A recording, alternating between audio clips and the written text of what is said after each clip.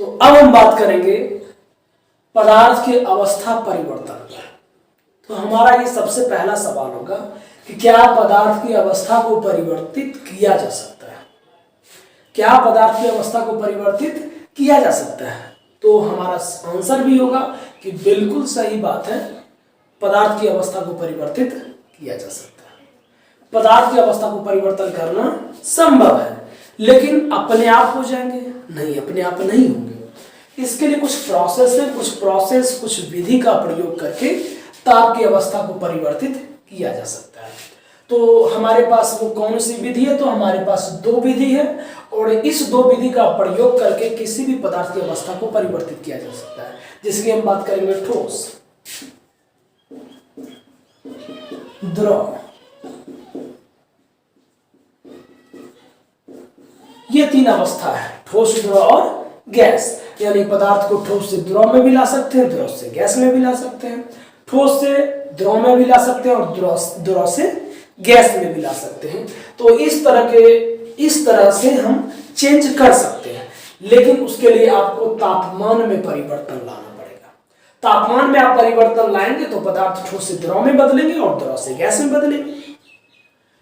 और दूसरा, आप दाब में भी परिवर्तन ला करके भी ऐसा कर सकते हैं। दाब में जब परिवर्तन लाएंगे तब भी आप ठोस से द्रव में, द्रव से गैस में बदल सकते हैं। उल्टा भी कर सकते हैं, गैस से द्रव में और द्रव से ठोस में। तो ये दो विधि हमारे पास है। तो सबसे पहले यहाँ पर एक डायग्राम हमने बनाया है, देख सकते हैं। जब कोई पदार्थ ठोस अवस्था में हो, ठीक है ना, और उसमें अगर हम ताप वृद्धि कर देते हैं, ताप वृद्धि करेंगे तो वो ठोस पदार्थ द्रव में परिवर्तित होगा। और फिर जब पदार्थ द्रव अवस्था में आ जाती है तो ताप में अगर हम और वृद्धि कर देते हैं तो वो पदार्थ ऑटोमेटिक गैस अवस्था में चली जाती है। उसका खैर एक boiling point, melting point, boiling point होता है, यानी कि गलनांक और क्वथनांक, उस तापमान को पार करना पड़ेगा। ऐसा नहीं है कि द्रव में हम चले गए, थोड़ा सा और गर्म करेंगे तो गैस बन जाएगा, ऐसी बात है नहीं है। द्रव बनने का जो तापमान है उसके बाद आप और गर्म करें, और उतना गर्म करें जितना गर्म करने पर वो उसके क्वथनांक का जो पॉइंट है उसको पार कर जाए। जब क्वथनांक के तापमान को पार कर जाएगा तब वो गैस में परिवर्तित हो जाएगा। अगर आप तापमान को कम कर देते हैं, यानी कि कोई पदार्थ गैसीय अवस्था में है और आप क्या करते हैं, तापमान में कमी कर देते हैं। तापमान में कमी करेंगे तो वो गैस क्या हो जाएगा, आपको द्रव में परिवर्तित हो जाएगा।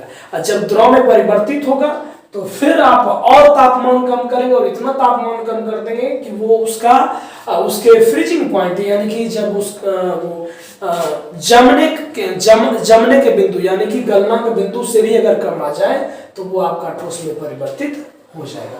तो इन सारे प्रोसेस के नाम भी दिए हुए, हम इसी में डिस्कशन करेंगे कि किसका क्या नाम है। अब जैसे मान लीजिए कि कोई ठोस पदार्थ है और उसमें अगर तापमान दिया गया, वो पदार्थ बन जाता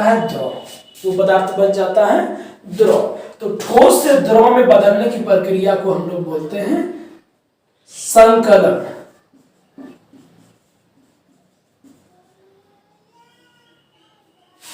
संकलन बोलते हैं ठोस से द्रव में बदलना, या फिर इसको पिघलना भी बोला जाता है। सिंपल सा वर्ड है, आप इसको पिघलना कर सकते हैं। ठोस से द्रव में जब बदल जाए तो पिघलना, लेकिन उसके लिए क्या है कि आपको तापमान में वृद्धि करना पड़ेगा। तापमान अगर कम कर देते हैं तब वो ठोस से ठोस में ही रह जाएगा, द्रव में परिवर्तित नहीं हो सकता है।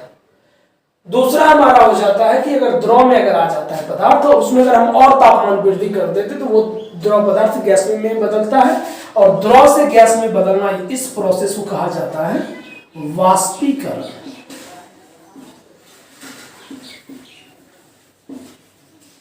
यानी जब पदार्थ द्रव से गैस में बदल जाए तो उसको हम वाष्पीकरण कहते हैं। अच्छा, जस्ट उल्टा बात कर लेते हैं। कोई पदार्थ गैस अवस्था में, उसको द्रव में लाना, यानी कि वैसी प्रक्रिया जिस प्रक्रिया में गैस पदार्थ को द्रव पदार्थ में परिवर्तित कर दिया जाए, उसे हम बोलते हैं संघनन बोलते हैं उस प्रक्रिया, जब ठोस से कोई पदार्थ द्रव में परिवर्तित हो जाए। अब नेक्स्ट चलते हैं। अब क्या बच रहा है आपका, द्रव से गैस। द्रव से गैस में आप बदलेंगे कब, जब तापमान में कमी करेंगे, और इस प्रक्रिया को कहा जाता है जमना। क्या बोलते हैं इसको, जमना स्वाभाविक है। आप पानी को फ्रिज में रख दीजिए, फ्रिज में छोड़ दीजिए, कुछ समय बाद वो पानी ऑटोमेटिक क्या हो जाएगा, जम जाएगा।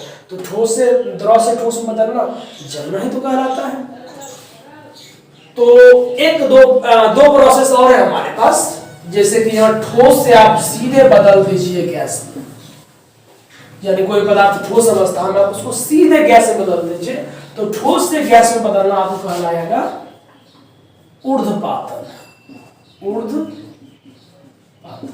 यानी आपसे कोई अगर ये पूछे कि ऊर्ध्वपातन से आप क्या समझते हैं, तो आप बोलेंगे वैसी प्रक्रिया जिसमें कोई ठोस पदार्थ बिना द्रव अवस्था में आए सीधे गैस में परिवर्तित हो जाए, वैसी प्रक्रिया को हम ऊर्ध्वपातन कहते हैं। जिसके अंदर आपको आ जाते हैं कपूर,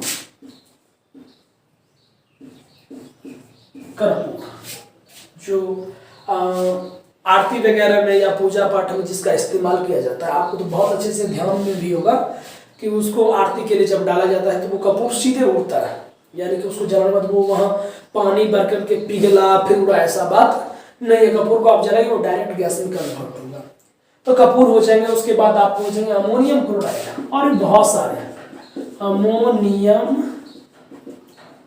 क्लोराइड। उसके बाद आपको हो जाएंगे बेंजीन, नेफ्थलीन, बहुत सारे कर्पूर, अमोनियम क्लोराइड, बेंजीन, नेफ्थलीन, ये सभी ऐसे पदार्थ हैं जो ठोस से सीधे गैस में कन्वर्ट करते हैं। अब एक और भी बच रहा है, आप ध्यान देंगे आपको समझ में आ जाएगा। वो आपका कौन सा बच रहा है बच्चों? गैस से ठोस में बदलना। तो गैस से ठोस में बदलना भी ऊर्ध्वपातन ही कहलाता है, ऊर्ध्वपातन। तो कोई पदार्थ गैसीय अवस्था से सीधे ठोस अवस्था में आ जाए उसको भी ऊर्ध्वपातन ही कहते हैं। वैसे इंग्लिश में दोनों के नाम बदल जाते हैं। इंग्लिश में अगर हम बात करें तो ठोस से गैस में बदलना सब्लिमेशन कहलाता है, ठीक है ना। लेकिन गैस से ठोस में बदलना सब्लिमेशन नहीं कहलाता है, उसको बोलते हैं डिपोजिशन, डिपोजिट होना, यानी किसी चीज डिपोजिट होना। तो डिपोजिट होना को डिपोजिशन कह देते हैं। तो गैस से ठोस में बदलना डिपोजिशन कहलाता है इंग्लिश में, लेकिन हिंदी में हम लोग दोनों को ऊर्ध्वपातन ही पढ़ते थे। हमारे पास 5 प्रोसेस हुए। पहला पिघलना, ठोस से द्रव। दूसरा वाष्पीकरण, जब पदार्थ द्रव से गैस में बदलती है। फिर आपका हुआ संघनन, जब गैस से पदार्थ द्रव में बदलती है। फिर आपका हो जाएगा जमना, जब पदार्थ द्रव से ठोस में बदलती है। और उसके बाद हो जाएगा ऊर्ध्वपातन, जब पदार्थ ठोस से बिना द्रव में आए सीधे गैस में परिवर्तित होते हैं, उधर ऊर्ध्वपातन कहलाता है। आप इसका अपोजिट भी बोल सकते हैं, जब पदार्थ गैस अवस्था से बिना द्रव अवस्था में आए सीधे ठोस अवस्था में बदलती है तब भी वो ऊर्ध्वपातन ही कहलाता है। एग्जांपल में Kapoor, ammonium chloride, benzene, naphthalene, ये सब ऊर्ध्वपातित पदार्थ। ये ऊर्ध्वपातन एक प्रोसेस है, जबकि इन सब पदार्थ में ऊर्ध्वपातन होता है, इसलिए इसको हम बोलते हैं ऊर्ध्वपातित पदार्थ। अब देखिए दूसरा जो हम बात कर रहे थे, दाब में परिवर्तन लाकर भी पदार्थ की अवस्था को परिवर्तित कर सकते हैं। अब जैसे गैस है, अब गैस मान लीजिए हटा है, आप इस पर दाब लगाइएगा तो ऑटोमेटिक गैस कर क्या होंगे, सटेंगे, नजदीक आएंगे, तो आपके हो जाएंगे ये गैस जो है वो कन्वर्ट कर जाएंगे द्रव में।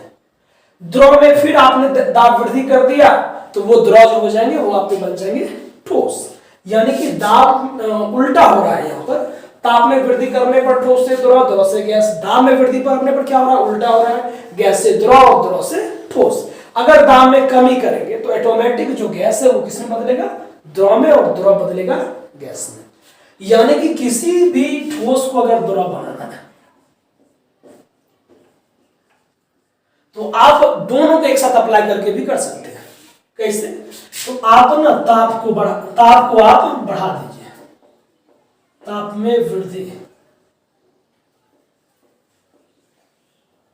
और दूसरी ओर क्या कर दीजिए, दाब में कमी, दाब में कमी। ये दोनों कर देंगे तो जो ठोस से द्रव होने में 10 मिनट या 20 मिनट लगेगा वो आपको 2 से 3 मिनट में हो जाएंगे। क्यों हो जाएंगे? क्योंकि आपने क्या कर दिया, ताप में वृद्धि कर दिया। ताप में वृद्धि कर दिया तो बहुत तेजी से ठोस जो द्रव बनेगा, लेकिन आपने दाब में कमी कर दिया, दाब में क्या कर दिया, कमी कर दिया, तो इसके कण आराम से फैल जाएंगे ठोस के। तो ठोस कण जब फैलेंगे तो वो आराम से वो किस में बदल जाएगा, द्रव में बदल जाएगा। तो ताप में वृद्धि करिए और दाब में कमी करिए, पदार्थ ठोस से द्रव में बदलेगा और द्रव से गैस में बदलेगा, ठीक है ना। और उल्टा अगर करते हैं,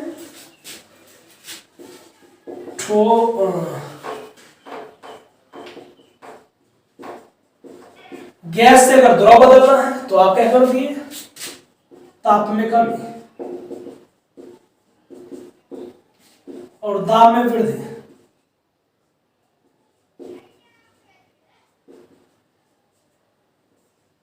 जिसे ताप में कमी करेंगे तो वो आपको देखिए, ताप में कमी आपको यहां पर दिखेगा, ताप में कमी जब हो रहा है नीचे है, ताप में कमी जब हो रहा है तो गैस से द्रव में बदल रहा है, ठीक है ना।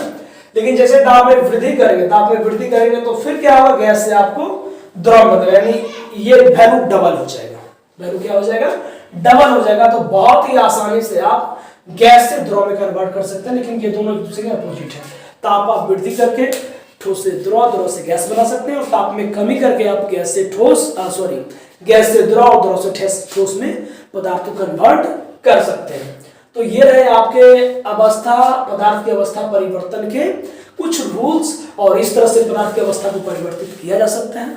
आज का हमारा वीडियो यही समाप्त होता है। अगर मेरा चैनल साइंस दर्शन आपको पसंद आया हो तो वीडियो को लाइक करें, चैनल को सब्सक्राइब करें, और हाँ, कोई अगर दिक्कत हो तो कमेंट करना बिल्कुल ना भूलें। मैं आपके सवाल का निश्चित रूप से कमेंट बॉक्स में जवाब दूंगा। धन्यवाद।